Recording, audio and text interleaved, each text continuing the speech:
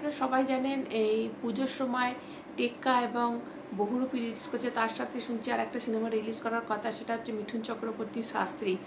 একজন চশমা আবিষ্কার করার পর তার জীবনটা কীভাবে পাল্টে যায় এবং সাধারণ মানুষ থেকে কীভাবে একটা জ্যোতিষী তৈরি হয়ে যায় সেটা নিয়ে এই গল্পটা।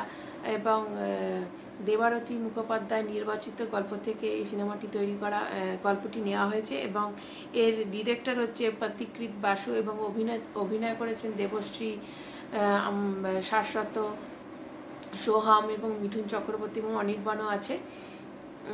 তো আপনারা সব হলে গিয়ে সিনেমাটা দেখবেন। আর একটা যে সিনেমাটা হলে গিয়ে অবশ্যই দেখবেন, সেটা যখন রিলিজ করবে, সেটা হচ্ছে AK-47।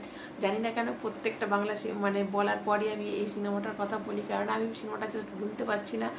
এর যা আমি ট্রেলারটা দেখেছি, পুরো সাউথের মুভির মতো। এই তো এত ছোট বাজেটের নতুন